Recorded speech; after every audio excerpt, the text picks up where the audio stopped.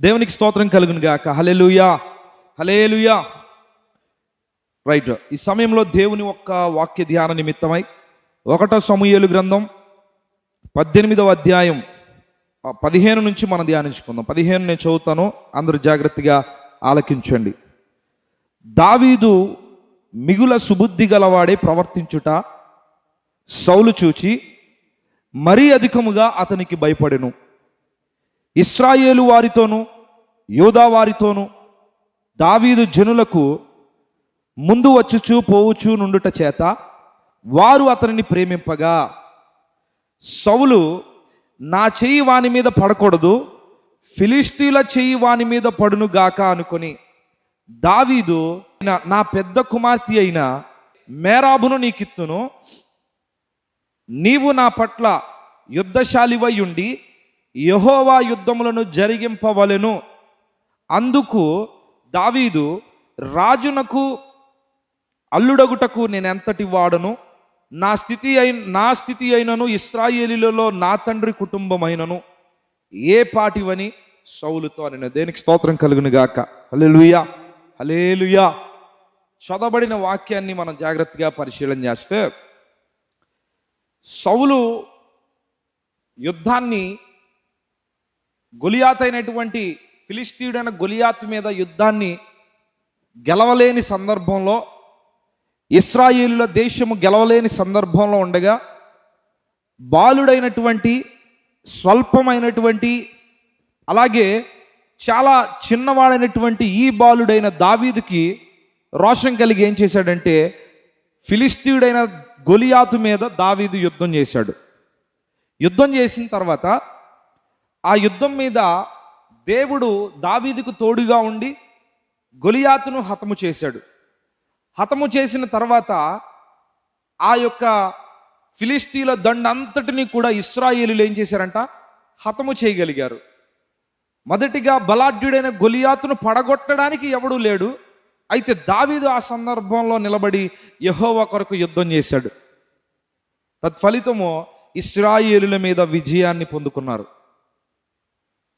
దాని తర్వాత అందరూ కూడా దావీదుని ఎదుర్కొనడానికి, దావీదును ఘనపరచడానికి ఆ గ్రామము, ఆ పట్టణస్థులు, ఈ మూలన ఆ మూలన ఉన్న ప్రజలందరూ కూడా వచ్చేశారు. దావీదును హెచ్చించడానికి, దావీదును కొనియాడడానికి, దావీదును చెప్పాలంటే ప్రోత్సహించడానికి అనేక మంది వచ్చారు. అయితే వచ్చిన వారిలో అంటున్నారు కదా, సౌలు 1000 కొలదియు దావీదు 10,000 కొలదియు శత్రువులను చంపెను అని ఎక్కడంటున్నారంట ఆ మాట? 7వ వచనంలో అంటారు, సౌలు 1000 కొలదియు దావీదు 10,000 కొలదియు శత్రువులను హతము చేశారు అని ప్రజలందరూ పాట పాడడం మొదలుపెట్టారు, కొనియాడడం మొదలుపెట్టారు, దావీదు మీద పూల వర్షాన్ని కురిపించడం మొదలుపెట్టారు. అయితే ఈ దావీదుకి ఏమైందంట, ఘనత వచ్చేసరికి అప్పటి రాజు అయినటువంటి సౌలుకి ఏమైపోయింది, తన లోపల తెలియని ద్వేషము వచ్చిందంట, కోపం వచ్చిందంట. చెప్పాలంటే ఆయన ఒక జలసీ ఫీలింగ్తో బ్రతుకుతూ ఉన్నాడు. ఆ క్షణం నుంచి తన స్థితిగతులలో మార్పు కనిపిస్తూ ఉంటాయి. ఆ క్షణం నుంచి తన బ్రతుకంతా కూడా ఎలా మారిపోయిందంటే నాశనకరంగా మార్చబడిపోయింది. ఎందుచేత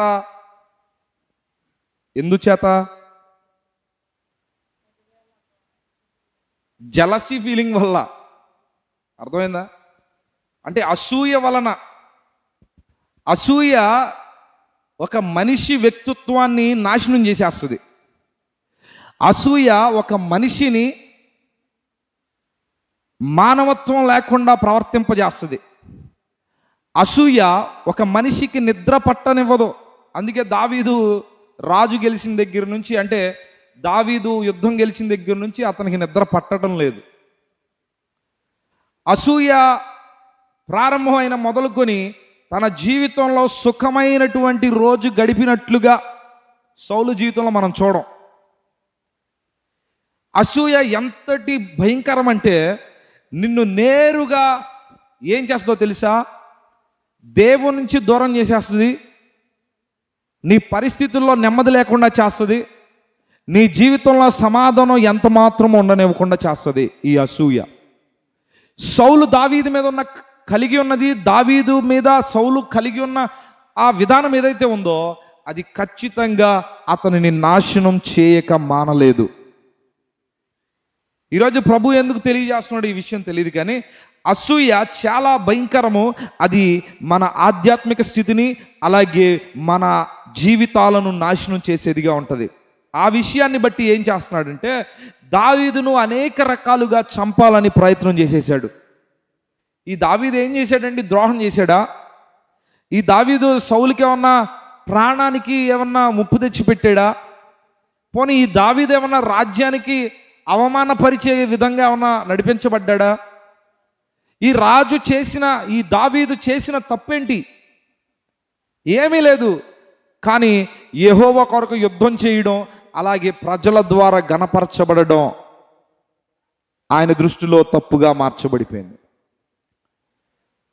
ప్రజలందరూ వస్తున్నారు, పరిగెత్తుకుంటూ వస్తున్నారు. ఎవరి కోసం అంటే సౌలు కోసం కాదు, కానీ ఆ బాలుడైనటువంటి, ఆ యవ్వన బాలుడైనటువంటి ఎవరో దావీదును కనుగొని దావీదుకు ఆ కీర్తనలు పాడడానికి, హెచ్చించడానికి, అతని మీద పూల వర్షం కురిపించడానికి వస్తున్నారు. సౌలుతో మాట్లాడుట ప్రారంభిస్తున్నప్పుడు సౌలు వేల కొలదియు అనగానే ఆ సౌలుకి ఓకే, మన గురించి అనుకుంటా, బాగుంది. ఆ స్వరం ఆయనకి బాగా ఇంపుగా అనిపించింది. సౌలు వేల కొలదియు బాగుంది అంతవరకు. కానీ దావీదు 10,000 కొలదియు అనగానే తనకి స్వరము వెక్కసం అయిపోయింది. అంతవరకు స్వీట్గా బాగుంది, నన్ను హెచ్చిస్తున్నారు అనుకున్నాడు, సంతోషపడ్డాడు. కానీ దావీదుకి ఏమైపోయింది? దావీదును 10,000 కొలది అనగానే ఏమైపోయింది? నాకన్నా ఎక్కువ మహిమ సామాన్యుడైనటువంటి, బాలుడైనటువంటి, చిన్నవాడైనటువంటి, యుద్ధ నైపుణ్యమే లేనటువంటి ఈ చిన్న బాలుడు యుద్ధాన్ని గెలిచాడు అని ప్రజలందరూ మొన్నటి వరకు నన్ను కొనియాడే సందర్భంలో ఉంటే ఈరోజు ఈ బాలుడిని కొనియాడుట నాకేమాత్రం ఇష్టం లేదు. చూసారా? కొంతమంది ఇలాగే ఉంటారు, అసూయ భయంకరంగా కలిగి ఉంటారు. వ్యాపారంలో మన వ్యాపారం ఏదో అంతంత మాత్రాన ఉందనుకోండి, ఎదుటోడు వ్యాపారం 3 పూలు 6 కాయలుగా ఉందనుకోండి, ఇక్కడ నుంచి ఈ వ్యాపారాన్ని వదిలేస్తాడు, పట్టించుకోడు, ఆడి వ్యాపారం మీద పడి చేస్తాడు. వీళ్ళ కుటుంబం నాశనం అయిపోతుంది అనుకోండి, ప్రభువా నా కుటుంబం నాశనం చేయని దేవునితో మొరపెట్టడం. ఆ ఎదుటివాడి కుటుంబం ఎంత చక్కగా బాగుపడుతుందో వాళ్ళు ఎప్పుడు పోతారో అని ఎదురు చూస్తూ ఉంటారు. దేవుడు ఒకరిని విడిచి మరొకరిని హెచ్చించడం మొదలు పెట్టాడు అనుకో, ఇక వారిలో ఏమవుతుందంటే నేను నాశనం అయిపోయినా పర్వాలేదు, వాడు మాత్రం దీవించబడకూడదు. నేను పనికిమాలిన స్థితిలోకి వెళ్ళిపోయాను పర్లేదు, కానీ వాడు మాత్రం ఉన్నతమైన స్థితిలోకి వెళ్ళకూడదు అనే ఆలోచనే ఈరోజు చాలా మందిలో ఉంది. ఇది క్రైస్తవులని చెప్పుకుంటున్న జనమా, ఆధ్యాత్మిక స్థితిలో ఎంతో ఎక్స్పీరియన్స్ పర్సన్స్ అయినటువంటి ఆధ్యాత్మిక విశ్వాసులలో కూడా ఇది ఉంది. చెప్పాలంటే బోధించే వారిలో కూడా ఉంది.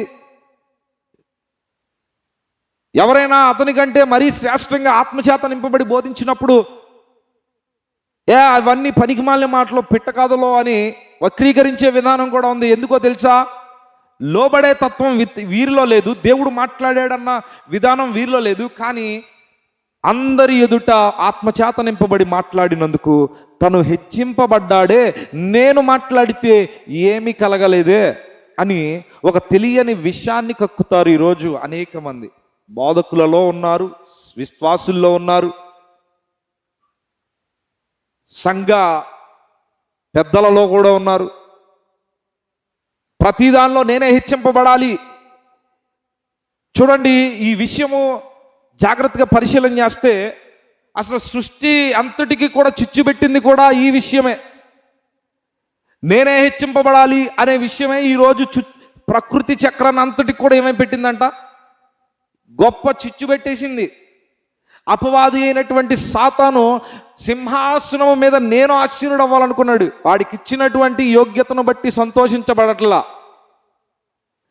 నేను మహిమపరచబడాలనుకుంటున్నాడు. ఐ ఓన్లీ, నేను మాత్రమే. అందుకే దేవుడు దాన్ని పాతాళంలోకి త్రొక్కివేశాడు. అయినప్పటికీ కూడా అది గ్రహించడం లేదు. ఈ సౌలును కూడా దేవుడు తన అభిషేకాన్ని తీసివేశాడు. సౌలు మీద తన అధికారాన్ని తీసివేశాడు. సౌలు మీద తన బలమైన శక్తిని తీసేశాడు. దావీదు మీదకి అది ట్రాన్స్ఫర్ చేశాడు దేవుడు. అయినా కూడా సౌలు గమనించట్లా. దేవుడు నీకు కూడా కొన్ని హెచ్చరికలు చేస్తున్నాడు, అయినా కూడా నీవు గమనించకపోతే, దేవుడు నీకు కూడా కొన్ని హెచ్చరికలు చేస్తున్నాడు, నీవు లోబడనల్లనందుకు నేను నీకు బదులుగా మరొకరిని హెచ్చిస్తున్నాను అని దేవుడు చూపిస్తున్నప్పుడు కూడా ఏం చేస్తాడు తెలుసా?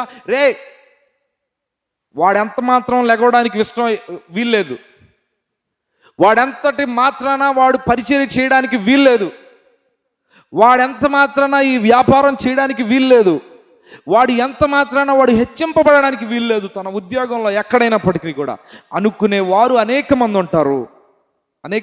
మన జీవితంలో ఉన్నారా? లేరా?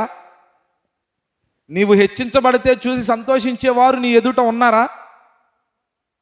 బహుశా ఒకవేళ ఉన్నామని చెప్పుకొని బహుశా కనపడుటకు సంతోషంగా కనపడుతున్నారేమో, కానీ వారి ఆశ ఏంటో తెలుసా?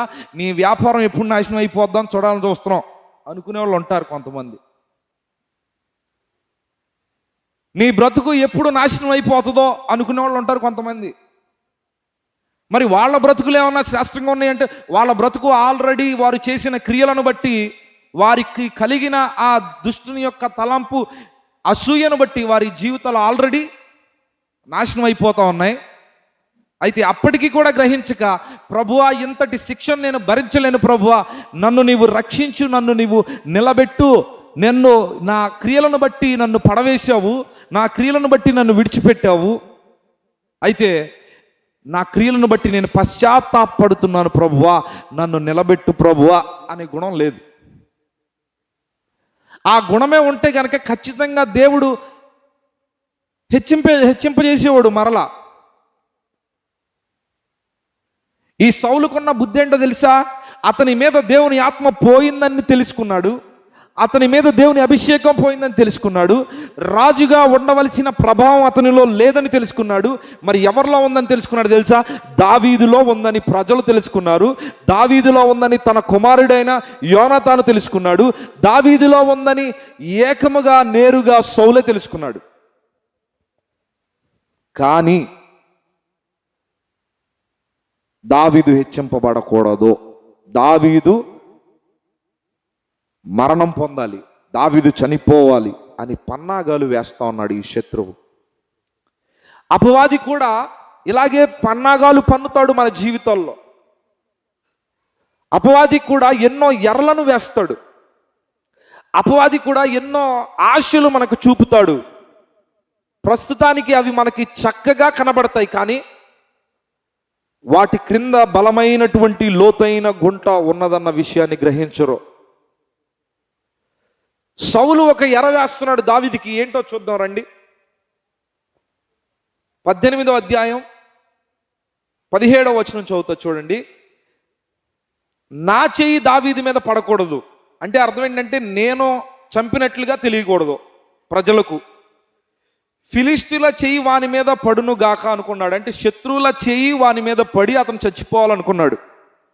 అందుకనే ఏమంటున్నాడంటే, దావీదు నా పెద్ద కుమార్తె అయిన మేరాబును నీకిత్తును, నీవు నా పట్ల యుద్ధశాలివై ఉండి యెహోవా యుద్ధములను జరిగింపవలను. చూడండి, దావీదును ఏమంటున్నాడు తెలుసా? నా చేయి పడితే అంటే నేను చంపితే మొదటిగా ప్రజలందరూ నన్ను తప్పుపడతారు. ఎందుకు? రాజయ్యుండి మన దేశానికి స్వాతంత్రాన్ని తెచ్చిన వ్యక్తిని నువ్వు చంపుతావా అని అంటారు. ఆ నింద నా మీద పడకుండా ఉండాలంటే రహస్యంగా ఏం చేయాలంటే, దావీదును చంపాలి అని అంటే అతను ఏం చేయాలి తెలుసా? నా అల్లుడుగా చేసుకోవాలనుకున్నాడు. అల్లుడుగా చేసుకుంటాను, నా కుమార్తెని నేను నీకు ఇస్తాను, నువ్వు చేసుకుంటావా అన్నాడు. నిజంగా దావీదుకు కొంత సంతోషం అనిపించింది. అసలు నేను ఏ పాటోడిని, గొర్రెలు కాసుకునేవాడిని, యూదా యొక్క తెగల వారిలో, ఇశ్రాయేలుల గోత్రములలో నా గోత్రము చాలా అల్పమైనది, స్వల్పమైనది.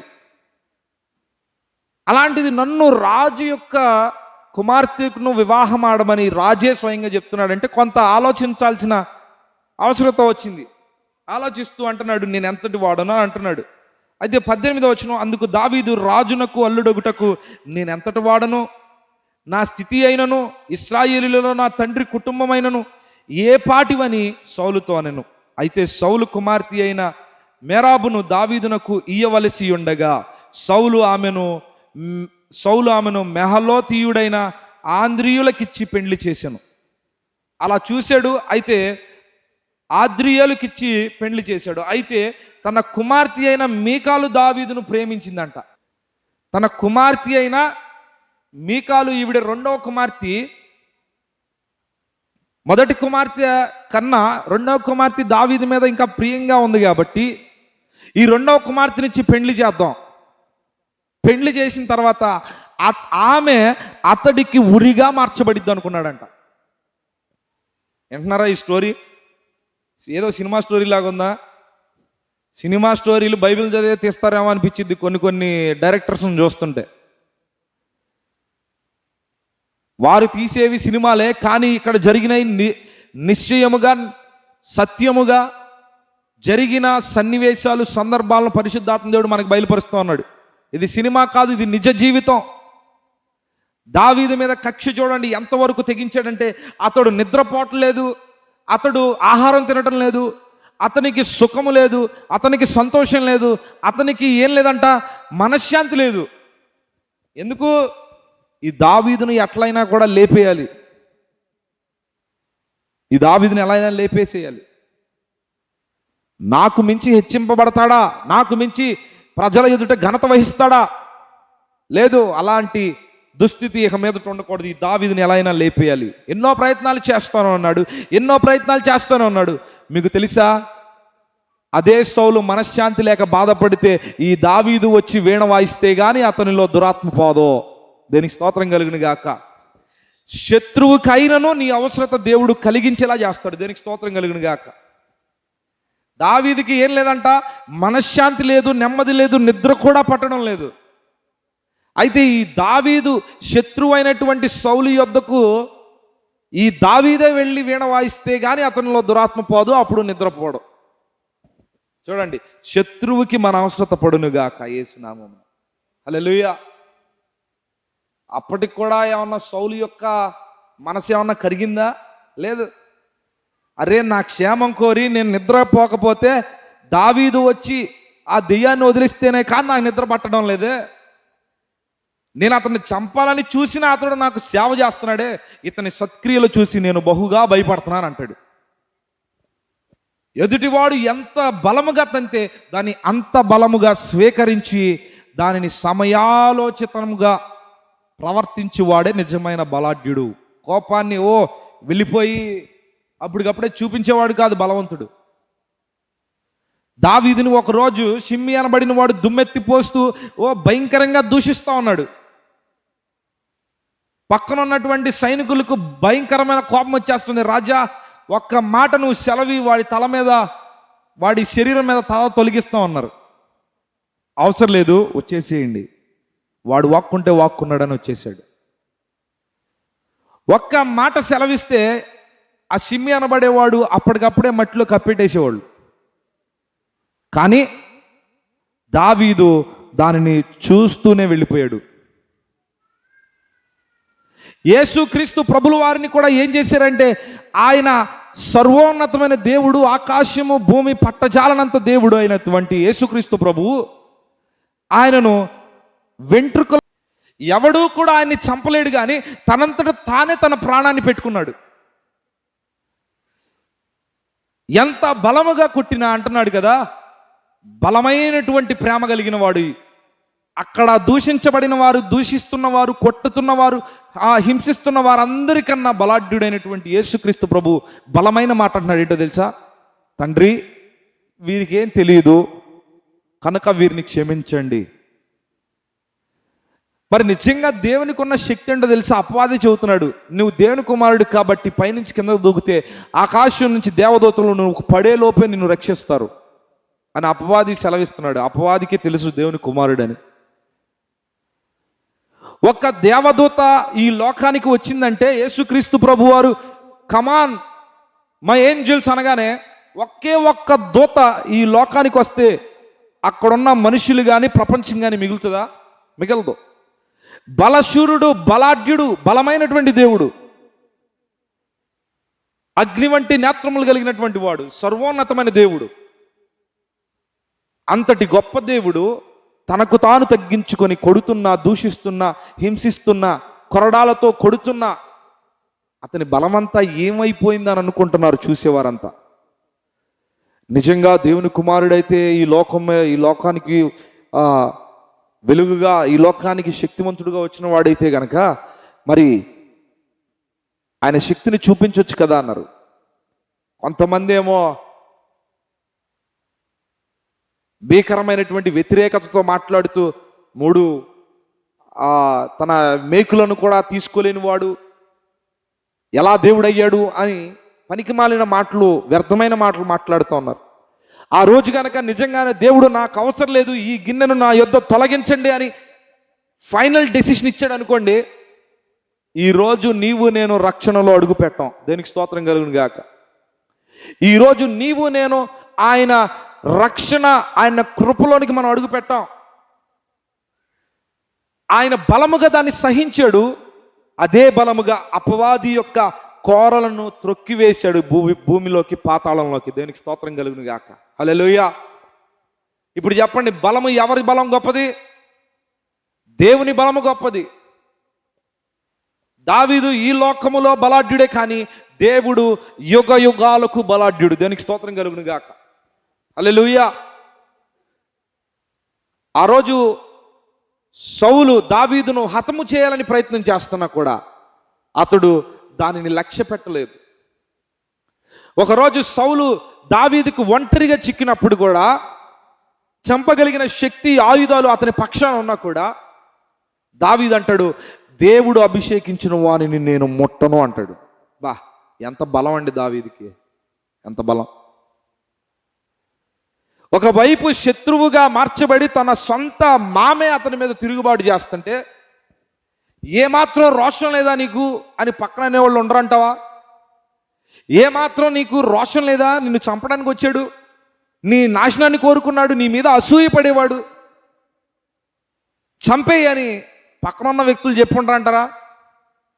కానీ దావీదు మాత్రం అంటున్నాడు ఏంటో తెలుసా, యెహోవా చేత అభిషేకించబడిన వారిని నేను ముట్టను అన్నాడు. బా, ఎంత బలాఢ్యుడండి. శారీరకంగా బలాఢ్యుడు, ఆధ్యాత్మికంగా కూడా బలాఢ్యుడే. దీనికి స్తోత్రం కలుగును గాక.